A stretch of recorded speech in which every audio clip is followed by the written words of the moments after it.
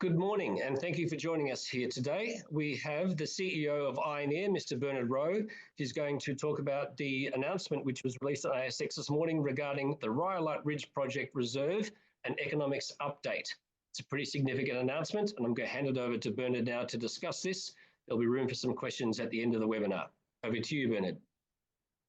Yeah, thank you very much, Peter. Thanks everyone for joining. A very exciting day for Ioneer to be able to update our reserves and project economics. This is really the most major update for the project since we completed a definitive feasibility study back in 2020. Project, has not been without its challenges, as many of you would know, but what you're seeing today is testament to the truly remarkable nature of this deposit, both in terms of scale and mineralogy, that have allowed us to overcome those obstacles as we've progressed the project forward over the last 4 or 5 years. Please read the disclaimer before making any investment decisions. So just a bit of a highlight snapshot. Today we've announced that we've more than quadrupled the reserve. So back in 2020, we had a 60 million tonne reserve in the feasibility study. Today, that number is 247 million tonnes. Truly amazing number to have in a reserve. That underpins a mine life of 95 years at a mining rate of approximately 2.6 million tonnes. That's averaged over that time frame. Goes up and down a little bit, but that's an average. The updated economics confirm the strength and resilience of the project, even in prevailing weak lithium prices. A lot of that's got to do with the boron element of this project, which you'll hear from us again. All-in sustaining cash costs place the project in the bottom quartile of the global lithium cost curve, just as we were back in 2020. That has not changed, despite all the work we've done, despite various increases across the whole mining sector in costs, both in operating and capital costs. We are still in the bottom quartile of the lithium cost curve, again, thanks to the significant credit that comes from the boric acid. We've de-risked the project. It's permitted, fully permitted, it's shovel ready. The engineering is at a level way beyond what would be typically required to actually start or commit to funding and then start construction of a project like this. We have binding offtakes in place, and we have just under $1 billion of debt from the Department of Energy Loan Programs Office as a closed loan. So it truly is de-risked and ready to start. Importantly, and this large reserve and large resource speak to this. It's large, it's long life, and it's got lots of expansion potential. When I look and hear of a project with a close on 100-year mine life, then I am immediately drawn towards, well, what's the opportunity then to expand that production? And obviously there's lots of opportunity to expand production at Rhyolite Ridge in the future beyond the stage 1 project, which the stage 1 project, though, is very much what we have maintained a laser focus on, in terms of engineering it, funding it, and planning around it. Partnering process is obviously an important element now as we move forward with all this work completed, and we're well advanced there. We've been through due diligence processes before, as you all know. We're very well set up for that in terms of virtual data rooms, etc. We have Goldman Sachs working alongside us and have done over a number of years now. In fact, they were involved in the first permitting process as well. So we're really in a good position to quickly move forward with that now that we've finished this very important work that was required in order for us to have fulsome discussions with potential partners. So the reserves, large number, as I said, 247 million tonnes. Another thing, though, that I want to make sure everyone understands is there's really 2 parts to this deposit. One part is that which is very high in boron and lithium, so it's boron and lithium together. And then there's another part which is low in boron, still high in lithium, but significantly lower in boron. And we've just pulled that out on this slide to show that there's approximately 90 million tonnes of high boron lithium mineralisation, and then there's about 150 million tonnes of low boron lithium mineralisation. And what we've been able to do in the mine plan that we've developed for this study that we're releasing the economics for today is prioritise that high boron material. I mean, it's pretty rare to have a mineral deposit where you have, reserves of hundreds of millions of tonnes, and then you can split that into different parts and prioritise one over the other. And obviously we're doing that in response to the low lithium price environment that we're seeing today, and going after essentially that high boron lithium ore. That doesn't mean that we don't think there's tremendous opportunity with the low boron. There is. And in fact, our recent work, which I'll touch on later, has actually demonstrated that there's some opportunities around that low boron material in future expansion opportunities. Some compelling updated economics list shown here. I'm not going to go through every number, but I'll touch on some of the highlights. So the unlevered NPV8 is sitting around $1.37 billion, $1.37 billion.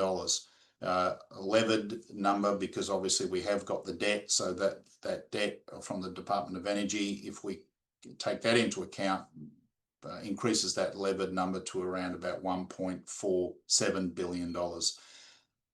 The average life of mine revenue from the sale of both lithium and boron is around about just under $500 million a year. Now, if you look at the slide here, and it shows there are two numbers. There's also a second number for years 1 to 25, which is around $620 million per annum. That's because of the prioritization of the high boron material in those early years. So that boron contribution is an extra $120 million a year versus the life of mine average. And you can see that reflected in the lithium production.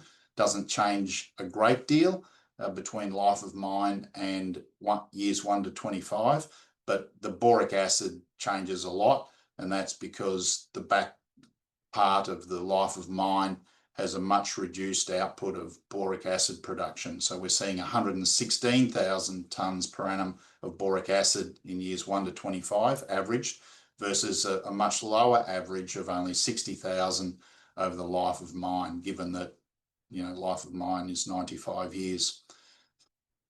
The EBITDA, the average annual EBITDA for the project over life of mine is 319 million versus for the first 25 years, 406 million. So almost 100 million more in those early years, again, reflecting the increased revenues generated from boric acid. The capital costs are 1.668 billion. That is an ACE Class 2 estimate.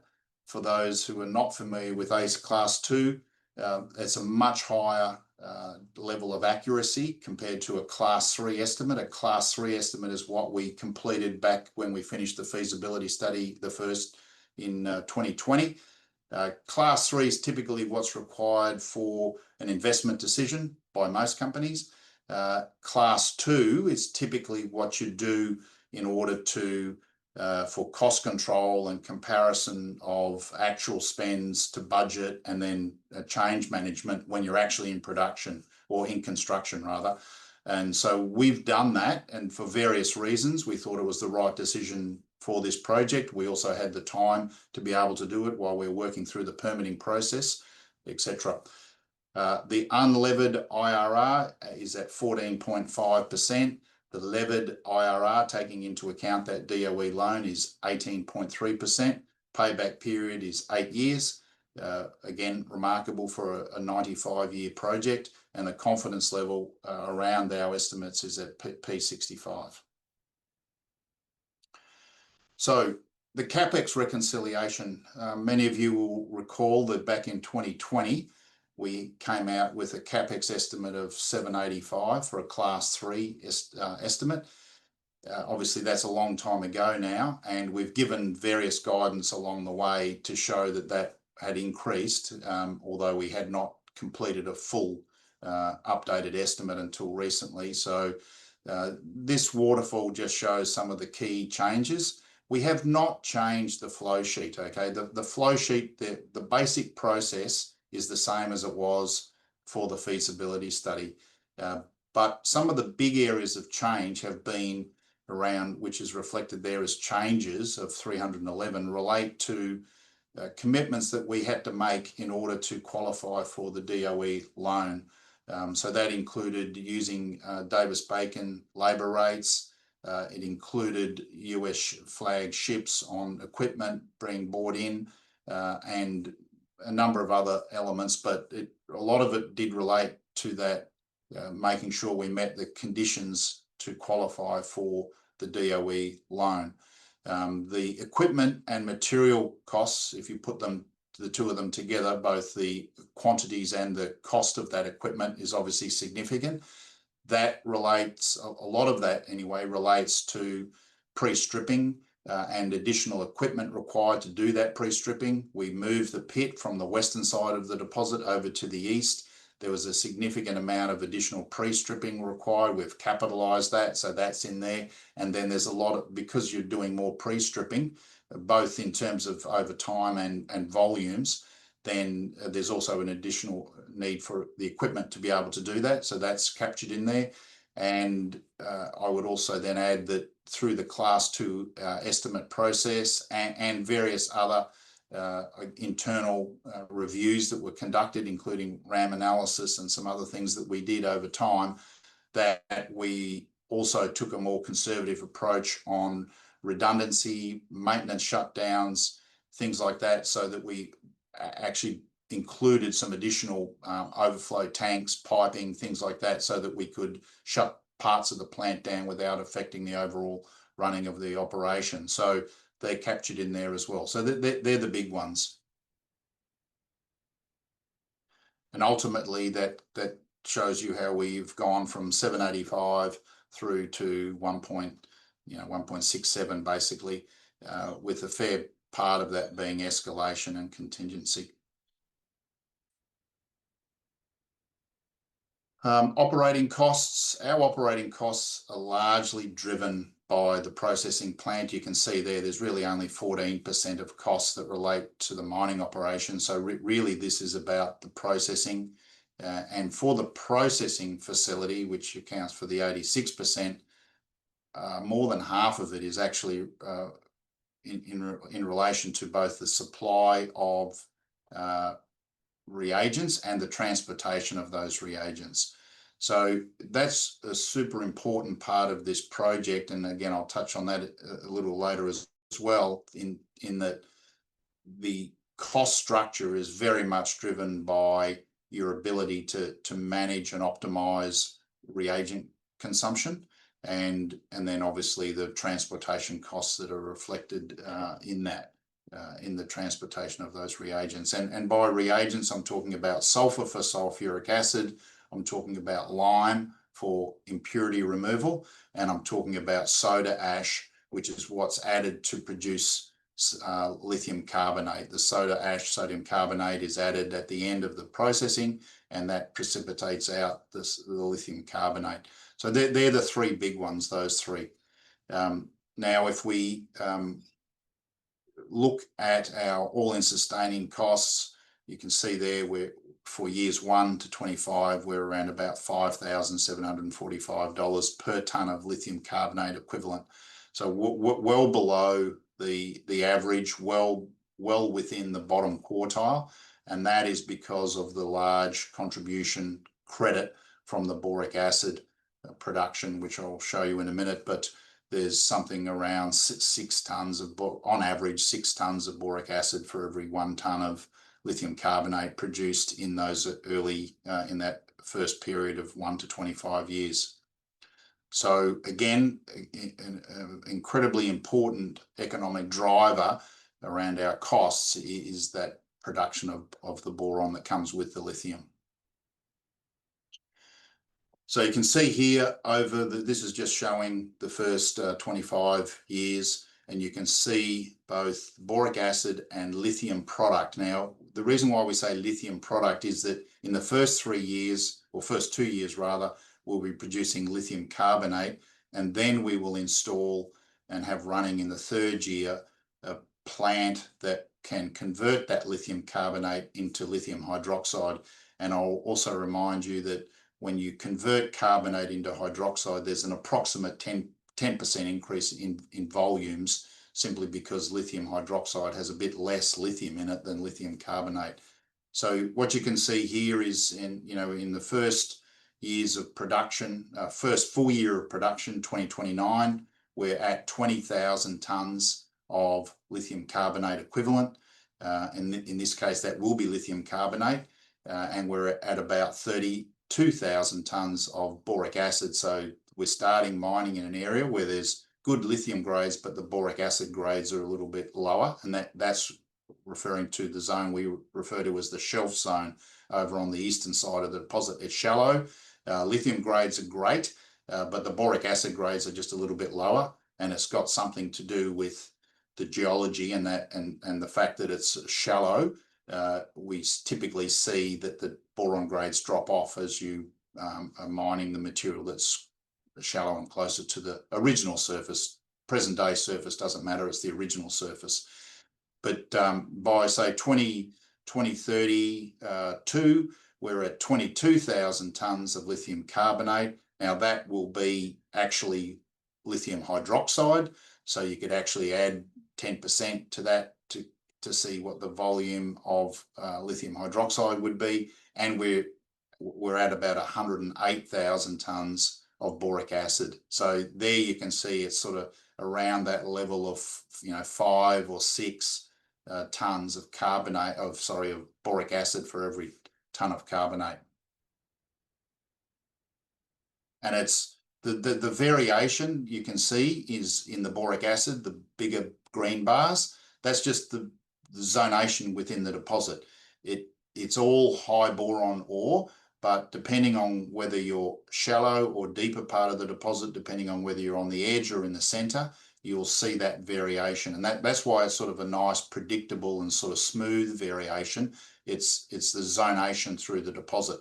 Whereas the lithium, you can see it varies very little, other than in the first few years where you're above 20, between 20 and 23, that's the shelf zone. Why is boron so important to this project? Well, obviously it creates an incredible economic contribution, but it's more than that. It's because it provides a stability that in revenue source that lithium does not have. Lithium is obviously very volatile. It's one of the more volatile in terms of pricing commodities, as this graph shows. It's versus boric acid is at the other end of the scale. It's actually very low volatility, and the two are uncorrelated. So having them together in one deposit is a huge advantage, because you've got something that's really quite volatile versus something that's not volatile at all, and they are uncorrelated. So there's no relationship between that volatility, high or low, between those two materials. And having them together in the one deposit and extracted through the same single process is a huge advantage.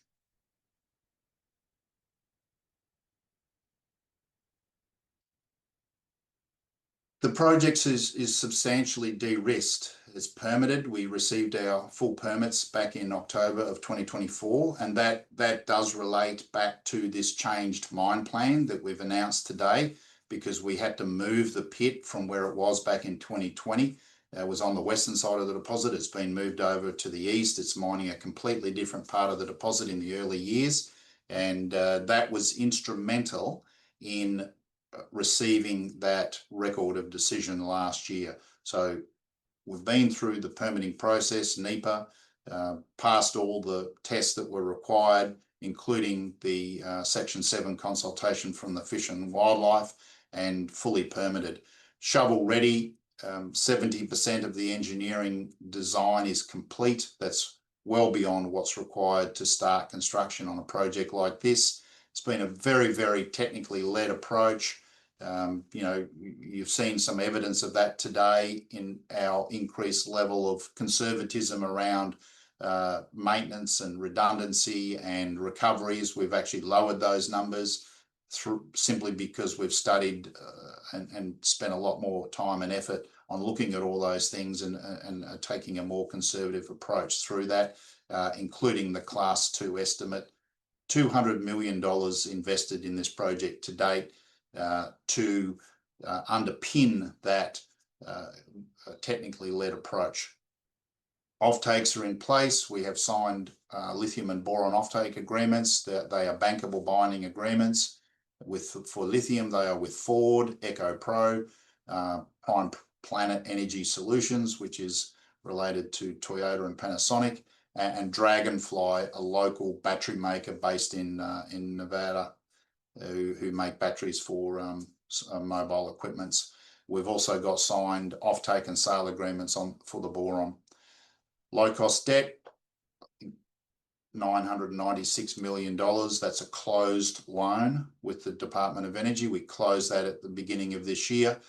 It was a process that took several years. We did several years of diligence. We had a conditional commitment about 2 years ago, but we had many of the conditions needed to be closed before we could close the loan.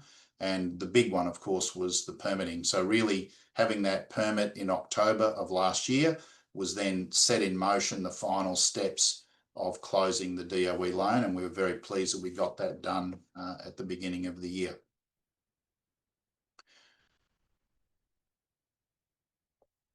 Probably no need to go through all of these items, but suffice to say that we've been working on this project for quite some time.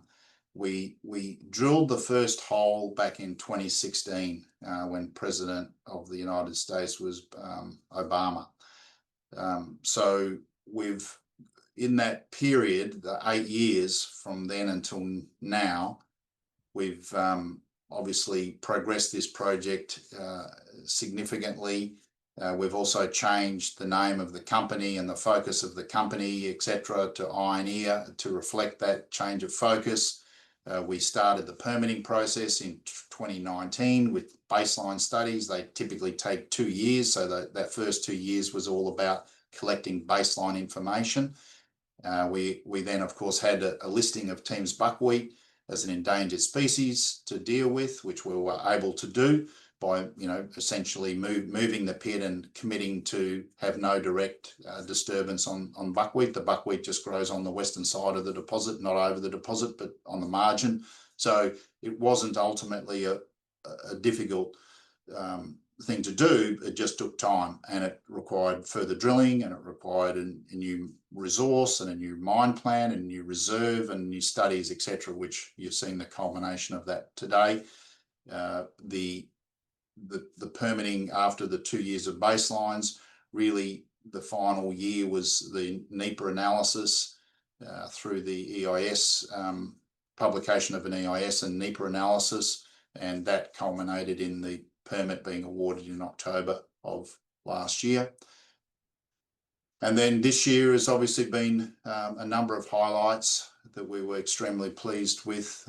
The loan being the big one, of course, but now an increase in the mineral resource to 500 million tonnes, and today these are updated economics and a 240 plus million tonne reserve. So we're really well positioned. We're by far the most advanced lithium project in the United States, along with one other that's just starting construction. We're about at that same level, ready to go.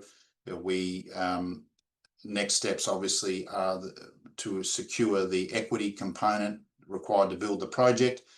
We're going to be running a process with the aid of Goldman Sachs, and we're aiming to secure that equity by bringing in one or more partners into the project at the project level. And once that partner or partners are in place, then the company will be in a position to make a final investment decision and commence construction of the deposit. Very detailed engineering. These are actually rendered images from our engineering EPCM Fluor design, detailed design. Everything's pipes, bolts, nuts. Everything's been incorporated here and recorded in these engineering models, and incredible level of detail.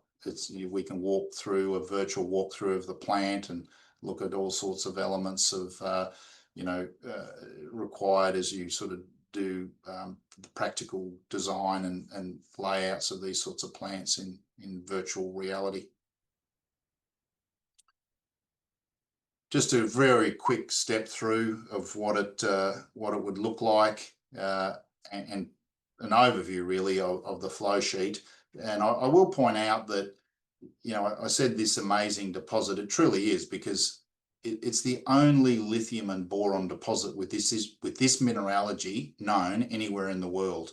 And we know that with a high, and we can say that with a high degree of confidence. It's a truly unique deposit. And one way to express that or to convey that is to say that it's the only vat or heap leachable lithium deposit in the world. And that's 100% correct. We don't know of another one. That means that you can have a chemical processing plant sitting alongside a mine, and you are making lithium chemicals at the mine site. To do that, we crush the ore down to about 20 millimeters. We put it in a series of vats. So they're the circular tanks there. There's 7 of them. The vat cycle is 7 days, which includes loading and then unloading.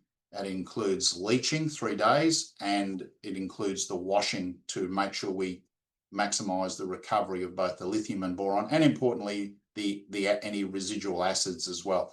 So vat leaching, ambient temperature, atmospheric pressure. There is not another lithium deposit in the world that has a flow sheet that looks like that. And this is all proven, known, commercially tested, viable technology that's been in use for many, many decades in other mining industries.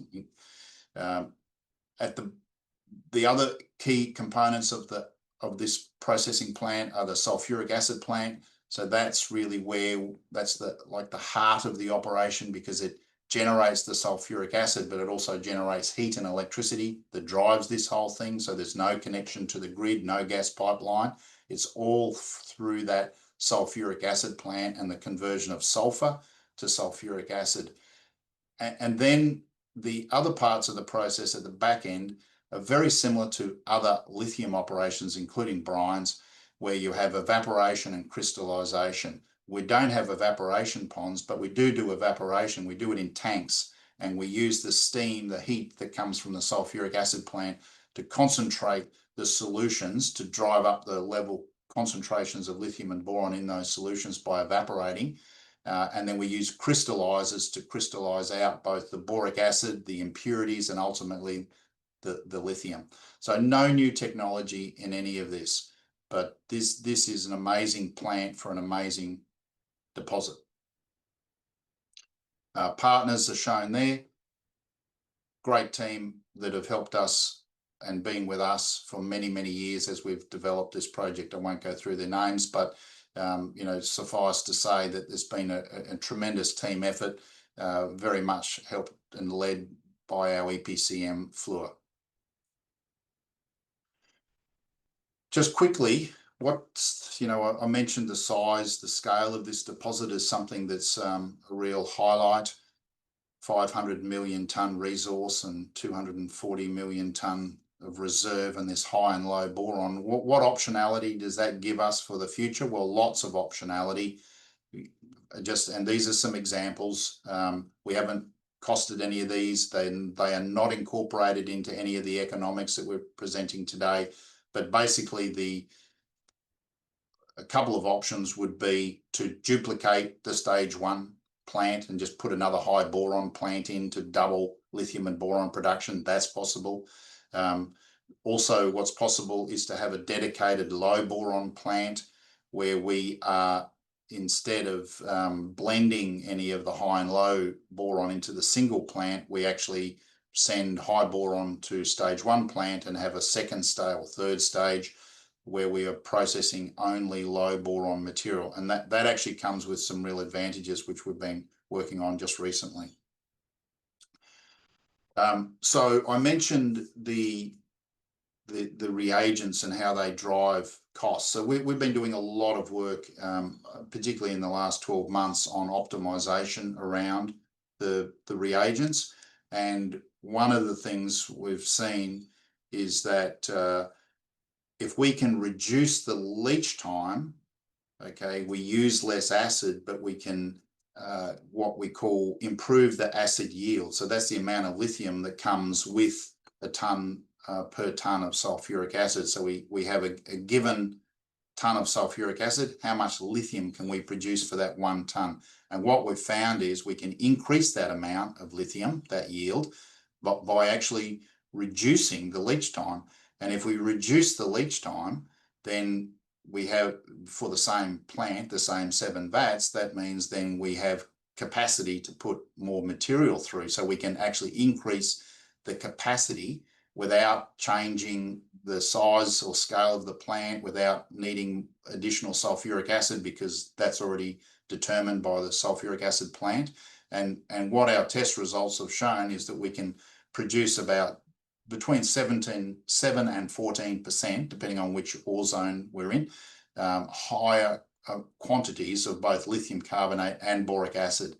That is not included in today's economics. It's an opportunity for the future, but we are going to include that in the next round of our economic analysis, because we've finished the test work, and really all we're waiting on now is an updated mine plan that will have a higher throughput, because we're going to be mining higher quantities and pushing more through the plant. We need a revision of our mine plan, and that work's ongoing as I speak, and hence we will be including that in the future. Partnering process with Goldman Sachs, very much a process that's in action. We've been working, as I said earlier, with Goldman for many years, and we have a very well set up data room, virtual data room, all the information that's required. We're ready to launch that process in a formal way. We've sort of been preparing for it for a little while now, but waiting on these results that we're putting out today to really get going on it fully, and that's about to happen. We think that it'll take about 4 months to run that process, and there'll be gates as we go through it over the next 4 months, but that's what we're aiming for, and we're ready to start that process pretty much immediately.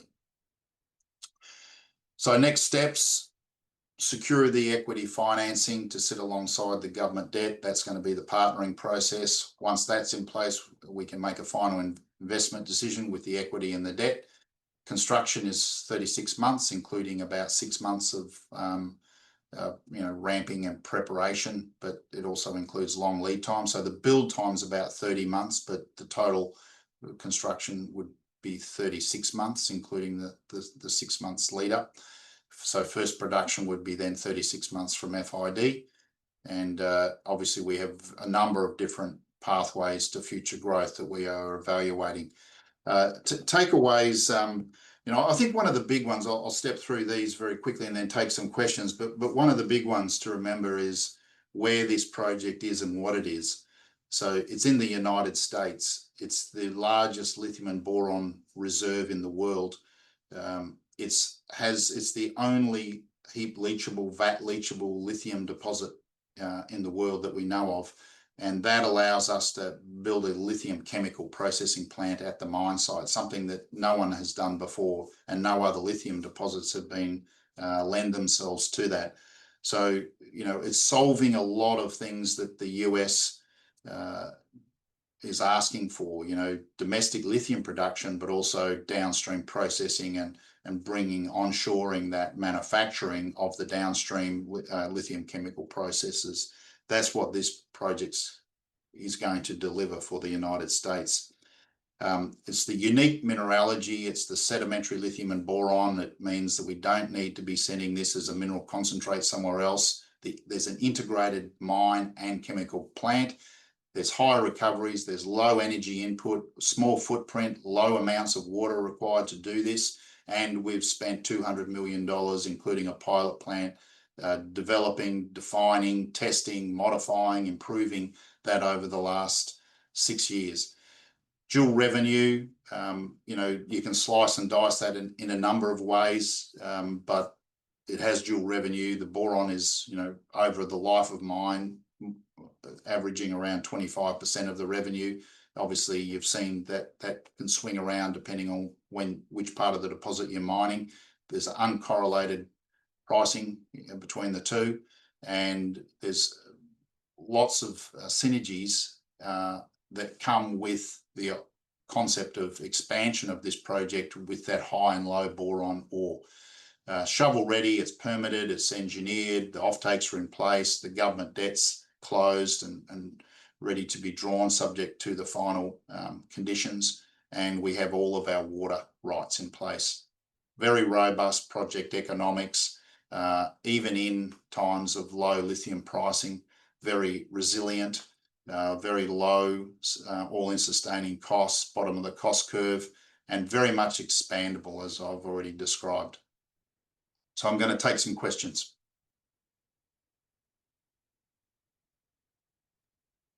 All right, thank you, Bernard. Very comprehensive, and congratulations on the report and the new economics. They're really quite outstanding. You've covered most of what many of these questions are looking for, but for the benefit of clarity, I'm going to run through some of these that stand out for you to cover off. Firstly, looking for an equity partner, what's the sort of interest you've had? What sort of companies are you talking to, and what's the sort of range of companies that you're being introduced to? So remembering that we have been through one of these processes before a few years ago, so we have a very well, I guess, thought out list of potential partners, and that list has changed a little bit over time, but many of the names are still on there, and many of the names are companies that we've continued to have discussion and dialogue with over the last 4 or 5 years, including some of our offtake partners, for example. There's more than 80 names on the list. So, it'll be a methodical process, assisted by Goldman. We will go through the first couple of months and give all of those companies the opportunity to review the initial information and then come back to us with their level of interest before they progress through a gate into a second phase where they'll have access to much more detailed information. And so there's a very wide range, as you can imagine. So it's mining companies, it's chemical companies, it's oil and gas companies, it's investment companies, that they are trading companies. There's many different groups that are, or types of companies that are involved in that process. And we're happy that it's a very broad ranging group to begin with. But what we want to do over the first 2 months of the formal process is to narrow that down pretty quickly. And the new economics, Bernard, will be part of that discussion process with Goldman's and its prospective partners for you. Will that commence from today with these new figures, or is that something that's ongoing? The formal part will commence with the completion of this work that you're seeing today. So, there's been some planning and some preliminary discussions, yes, and we've been contacted by a number of companies that were aware that we're looking for a new partner, because we've obviously made that very clear and public. So there has been some initial discussions with a number of groups, but the formal part of it was really waiting for this work to be completed so that we could just grant access to this information to everybody at the same time. So that's what we'll be doing. Thank you. This is a question that's come up a little bit. The DOE loan closeout, is it being audited by the Trump administration? Is it absolutely secure? If there's an audit process underway, what's the timeline on that? So my understanding is that all loans from the DOE are being reviewed, okay, just as a part of the new government. And we knew that would be likely to happen, and it is. I guess it's important to differentiate. Our loan is a closed loan. It's not a conditional commitment. There's a lot of talk about commitments that have been made. under the Loan Programs Office, but many of those are conditional commitments. Ours is a closed loan. And so, yes, there are conditions that relate to first draw of that closed loan, but we're confident around meeting those. Obviously, the main one is having the equity in place. So, obviously, our board needs the equity in place as well before we can make a final investment decision. So we're comfortable with that. And the exact timing of it, well, let's see. But I think I was in Washington a couple of weeks ago, and I was told that most of those reviews are close to being completed. And Bernard, is there an expiry on the loan?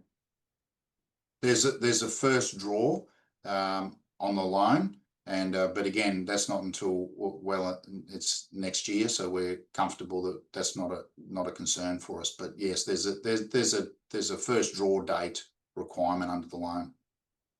In reference to a project partner, ideally, what sort of percentage are you willing to the final partnership to look like? How much are you looking to give away, and how much would you want to control in the future as Ioneer? So we're maintaining flexibility in these discussions for various reasons, but we want to maintain control of the project. So it'll be a minority interest, and as I mentioned earlier, it might be more than one party, but otherwise Ioneer intends to keep a majority interest and keep control of the project, but it is keeping a very open mind as we have these discussions as well. And on those discussions with a partner, are there early works you can commence, given that if you qualify and can, with the closed out loan, are there early works that you can commence before you get the equity component? Early works in terms of, I'm assuming the question relates to on early works on the ground. We won't be doing early works. I mean, we're permitted to start construction right now. But we won't start construction until our board has made a final investment decision, and that will mean that we have the debt and the equity are in place. So it'll be equity, meet the conditions of the debt, final investment decision from our board, commence construction. That'll be the order in which we will do these things. Moving on to the stripping and production, a study mentions that the significant stockpiled ore will be processed post year 25. What mining rate is envisaged pre and post year 25, and does the pre-strip generate any run-of-mine stockpiles? So it's not just post 25. There's stockpiling that goes on immediately, because basically, and that we put some cross sections in some of the announcements in the JORC announcements on the reserves, and we'll be releasing a more detailed summary over the coming weeks with additional cross sections. But what you'll see is that the ore body comes to the surface underneath gravel in the area of the shelf. That's where we're going to start mining. So yes, as we start, we strip the gravels away and we start mining, some of that material will be stockpiled immediately. And the intention is that we're going to backfill this pit. So we will be mining quite a lot of that low boron material whilst we are mining the high boron and feeding the high boron into the processing plant. So there'll be a lot of stockpiling going on right from commencement. And what that means is, if you looked over the full 95 years, there's very little mining going on in the last 20, 30 years for that reason, because the processing plant can just be fed from the stockpiles. Now, we've mentioned that we think there's a tremendous opportunity to have a second processing plant dedicated to the low boron material to process that rather than be stockpiling it for such a long period of time.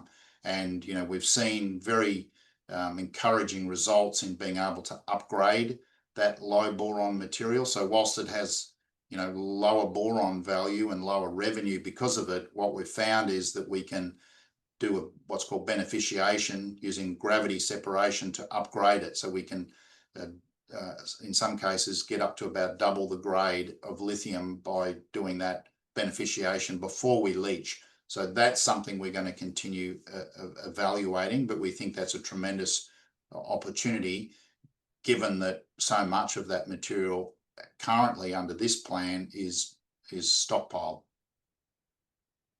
Bernard, can the 36-month construction phase be shortened if that means increased construction costs to reduce time to first production?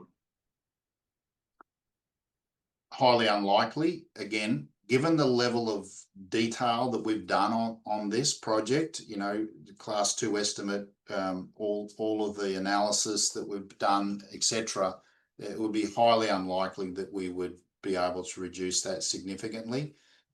It's not, and remembering, it's not 36 months of construction. There is 6 months built into that of just simply, you know, ramping up, ready to go to the field to commence construction, which will be necessary for a project of this size. You know, we haven't started ramping up yet, and we won't until we have that partner in place and close the equity and the debt.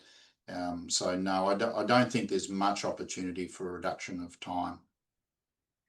Bernard, there are many large-scale lithium projects which are probably looking less likely given the longer-term outlook for lithium at the moment. You at the bottom quartile for lithium hydroxide production is looking like one of the standouts in the marketplace. Given the US narrative around critical minerals and supply chain, what's your feeling and what are you hearing from your discussions in Washington about that particular subject? And surely that must increase the likelihood of Rhyolite Ridge as a tier 1, very important project in the United States. Yes, without a doubt. And as mentioned earlier, I was just in Washington a couple of weeks ago and met with, you know, senior people from Department of Energy, Department of Defense, the State Department, the White House. Our project is very, very much front and center in discussions in Washington around critical mineral supply, and importantly, the build out of downstream processing. Lithium chemicals is what's important. It's not just about producing lithium, it's about producing downstream lithium chemicals.